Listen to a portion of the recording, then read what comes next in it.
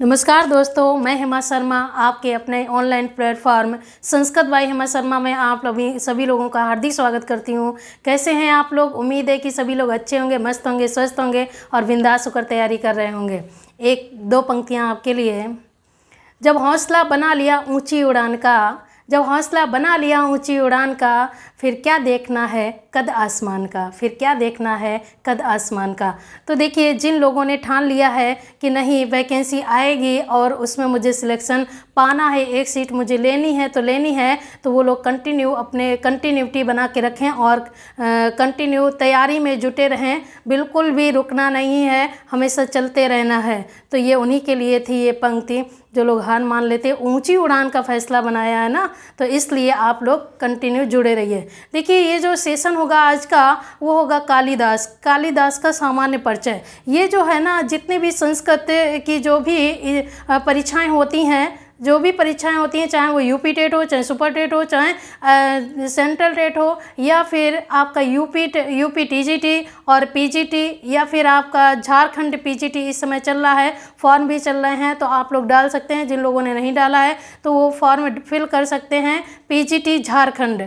तो और देखिए, अल्टीग्रेट में भी ये रखा हुआ है, मतलब संस्कृत साहित्य के इतिहास में ये कालिदास भी आ जाते हैं, तो उनको भी पूछ लिया जाता है। सामान्य क्वेश्चन यहाँ से भी बन जाते हैं। और देखिए, एमपी वर्ग फर्स्ट है, एमपी टेट वर्ग सेकेंड, और राजस्थान ग्रेड फर्स्ट और राजस्थान ग्रेड सेकेंड, सभी में संस्कृत साहित्य का इतिहास पूछ लिया जाता है। जितनी भी संस्कृत की प्रतियोगी परीक्षाएं होती हैं, उन सभी के लिए लाभप्रद क्लास होगी, आप लोग जरूर देखना। तो यहाँ पर आप देखेंगे कि महाकवि जो कालिदास हैं, उनका सामान्य परिचय में भी क्वेश्चन पूछ लिए जाते हैं और इनकी रचनाएं भी पूछ ली जाती हैं। तो हम लोग अभी देखेंगे सामान्य परिचय। यहाँ पर सामान्य परिचय में थोड़ा देख लेते हैं, महाकवि कालिदास जी, इनका समय क्या था। ये क्वेश्चन बहुत ज़्यादा पूछ लिया जाता है कि इनका समय क्या था। इनका समय था ईसा पूर्व प्रथम शताब्दी।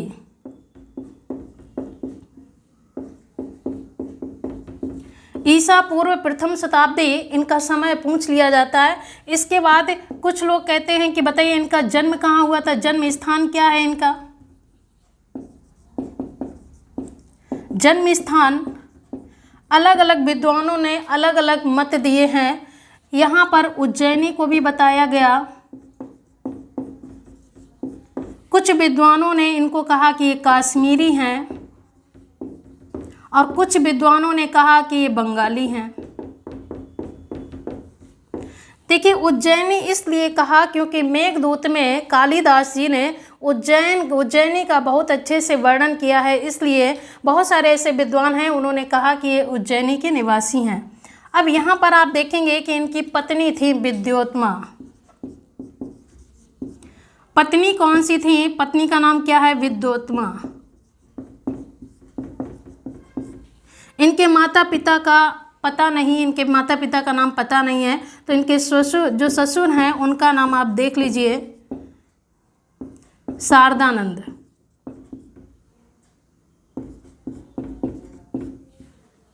इनके एक मित्र भी थे, जो कहाँ के राजा थे? लंका के राजा थे।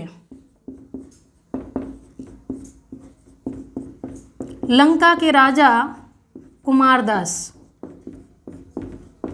लंका के राजा कुमारदास इनके मित्र थे, और ये आश्रयदाता किसके थे? किसके राज दरबार में निवास करते थे? तो यहाँ पर आप देखेंगे आश्रयदाता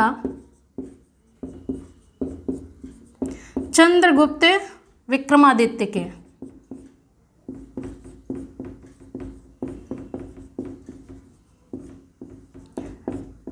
चंद्रगुप्त विक्रमादित्य के राज दरबार में ये रहते थे। इन्हीं को चंद्रगुप्त विक्रमादित्य को विक्रमादित्य द्वितीय भी बोला जाता है। या फिर ये क्वेश्चन पूछ लिया जाए कि आश्रयदाता कहाँ के थे? चंद्रगुप्त विक्रमादित्य, या फिर ऑप्शन में ये भी हो सकता है विक्रमादित्य द्वितीय, एक ही बात है, उन्हीं का नाम है ये। इनका प्रिय रस कौन सा है? श्रृंगार रस। प्रिय रस श्रृंगार। ये उपासक भी थे, किनके उपासक किनके थे, किनकी उपासना करते थे, तो शिव की।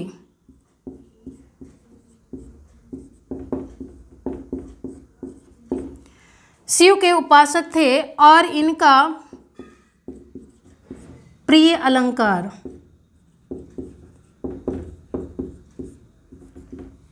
इनका प्रिय अलंकार देखेंगे तो प्रिय अलंकार कौन है इनका, उपजाति और अनुष्टुप। देखिए उपजाति जो, सॉरी अलंकार नहीं, ये छंद है, चलो यहाँ पर छंद कर देते हैं। ये छंद कौन सा है, उपजाति और अनुष्टुप छंद है। यहाँ पर छंद की बात करते हैं तो इनका प्रिय छंद कौन सा, उपजाति और अनुष्टुप।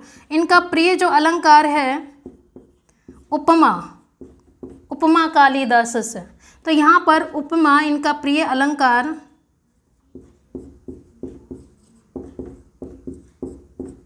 उपमा। इनकी रीत कौन सी है, इनकी रीत कौन सी है, इनकी रीत देखेंगे। अब थोड़ा सा यहाँ भी बता देते हैं इनकी रीत कौन सी है। रीत इनकी थी वैदर्भी, रीत कौन सी है, वैदर्भी, वैदर्भी रीत। गुण कौन सा है, प्रसाद गुण। इतनी सारी चीज़ें देखिए सामान्य परिचय में आ जाती हैं, तो आप इनको थोड़ा सा रिवीजन कर लेते हैं। देखिए महाकवि कालिदास जी हैं, बहुत ही विद्वान है ये, इन्होंने बहुत अच्छी अच्छी रचनाएं लिखी हैं, तो इनके बारे में थोड़ी सी नॉलेज आपको देते हैं तो वो लेते रहिए, क्योंकि यहाँ से क्वेश्चन बहुत ज़्यादा बनते हैं। तो जो क्वेश्चन बनते हैं वही बात मैंने इसमें बताई। देखिए महाकवि कालिदास का जो समय माना जाता है, क्लियर नहीं है, माना जाता है प्रथम शताब्दी ईसा पूर्व प्रथम शताब्दी। अब देखेंगे यहाँ पर इनका जन्म स्थान क्या है। कुछ विद्वान कहते हैं कि ये उज्जैनी के रहने वाले हैं। जहाँ जहाँ किसी भी रचना में उन्होंने वर्णन कर दिया और वो विद्वान उन्हीं वहीं का इनको समझने लगते हैं। जैसे कि मेघदूत में वर्णन किया उज्जैनी का, तो सभी विद्वान मानने लगे कि जो उज्जैनी के निवासी थे, या कुछ विद्वान कहते हैं कि काश्मीरी थे और कुछ विद्वान कहते हैं कि ये बंगाली भी थे। यहाँ पर आप देखेंगे कि इनकी पत्नी कौन सी थी, विद्योत्मा इनकी पत्नी थी। इनके ससुर का नाम क्या था, इनके ससुर का नाम शारदानंद था। ये क्वेश्चन पूछ लिया जाता कि इनके ससुर का नाम क्या है, तो शारदानंद है। इनकी पत्नी कौन है, तो विद्योत्मा इनकी पत्नी है। मित्र कौन थे, तो लंका के राजा कुमारदास इनके मित्र थे। आश्रयदाता, देखिए आश्रयदाता कहाँ, ये किसके दरबार में निवास करते थे, तो ये चंद्रगुप्त विक्रमादित्य के दरबार में निवास करते थे। प्रिय रस कौन सा है, तो इनका आप देखेंगे श्रृंगार रस इनका प्रिय रस है। यहाँ पर आप देखेंगे किसके उपासक किसके हैं, तो शिव के उपासक थे। प्रिय छंद कौन सा है, उपजाति और अनुष्टुप। उपजाति में 11-11 प्रत्येक पंक्ति में या प्रत्येक पाद में या प्रत्येक चरण में 11-11 वर्ड होते हैं। अनुष्टुप में प्रत्येक चरण में 8-8 वर्ड होते हैं। प्रिय अलंकार कौन सा है, तो यहाँ पर आप देखेंगे कि उपमा अलंकार है। फिर इसके बाद देखेंगे कि रीत कौन सी है, तो वैदर्भी रीति है। रीत कौन सी है, तो वैदर्भी रीति है। और गुण कौन सा है, तो प्रसाद गुण है। बहुत ही सरल गुण है और बहुत ही सरल इनकी रीति भी है। ये आपने देखा है इनके कालिदास जी का सामान्य परिचय। अब थोड़ा सा देखेंगे इनकी रचनाओं के बारे में, तो इनकी रचनाओं के बारे में देख लेते हैं कि इनकी रचनाएं कितनी हैं।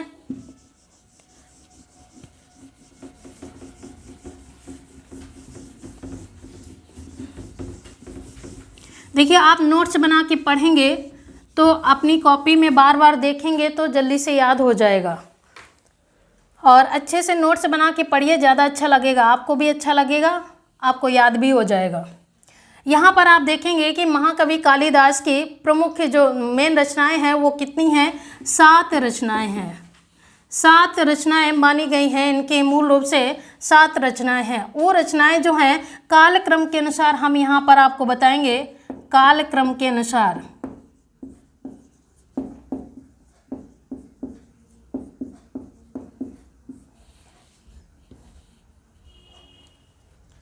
कालक्रम के अनुसार हम आपको बताएंगे। देखेंगे यहाँ पर एक ट्रिक बताते हैं आपको। ट्रिक यहाँ पर आप देखेंगे ट्रिक, ये मेरी बनाई हुई ट्रिक है, ठीक है।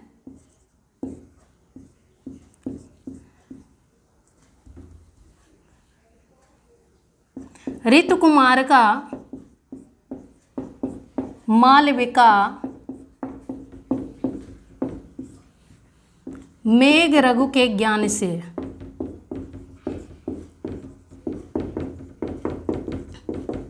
मेघ रघु के ज्ञान से, यहाँ पर आप देखेंगे ऋतु और ये कुमार, ये देखिए इसका कोई रोल नहीं है, ये सिर्फ वाक्य को बनाने के लिए रखा हुआ है। यहाँ पर आप देख लेते हैं ऋतु से क्या आ जाएगा, ऋतु है, कुमार है, उनका माल बिक गया, किसके कारण बिक गया, किनके ज्ञान के कारण, मेघ और रघु के ज्ञान से उनका माल बिक गया, ऐसे याद रखना है। ऋतु से क्या हो जाएगा, ऋतु से हो जाएगा ऋतु संहारम।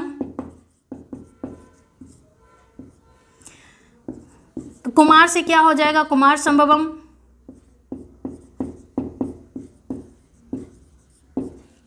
देखिए यहां से माल से क्या हो जाएगा, माल विकाग्नि मित्रम।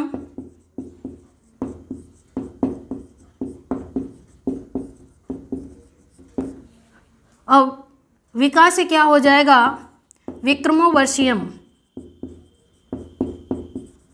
विक्रमो वसीयम। मेघ से क्या हो जाएगा, मेघदूतम। अब यहां पर आप देखेंगे रघु से क्या हो जाएगा, रघुवंशम।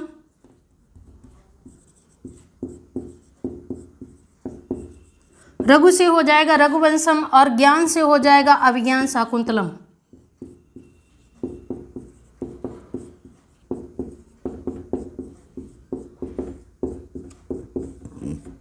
अभिज्ञान शाकुंतलम। यहाँ पर देखिए कालक्रम के अनुसार ये रचनाएं रखी हुई हैं। ऋतु कुमार का मालविका मेघ रघु के ज्ञान से। अब यहाँ पर देखिए कौन कौन सी पहली रचना, कभी कभी पूछ लेते हैं कि बताइए अब कालिदास की प्रथम रचना कौन सी है, तो ये ऋतु संहारम है। कालिदास की कौन सी अंतिम रचना है, तो अभिज्ञान शाकुंतलम कालिदास की अंतिम रचना है। इस तरीके से आप इसको देख सकते हैं, याद भी कर सकते हैं। ऋतु संहारम, कुमार संभवम, मालविकाग्निमित्रम और विक्रमोवर्षीयम, मेघदूतम और रघुवंशम, अभिज्ञान शाकुंतलम। अब थोड़ा सा देख लेते हैं कि ये क्या है। यहाँ पर ये ऋतु संहारम क्या है, तो ये क्या है, ऋतु संहारम ये खंड काव्य और खंड काव्य है।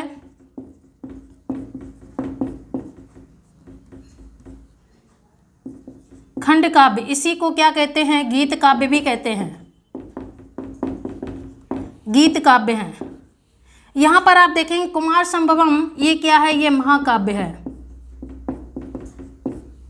ये महाकाव्य है। अब मालविकाग्निमित्रम ये क्या है, ये नाटक है, ये नाटक है। और कितने अंक हैं इसमें, 5 अंक हैं, 5 अंकों का ये नाटक है।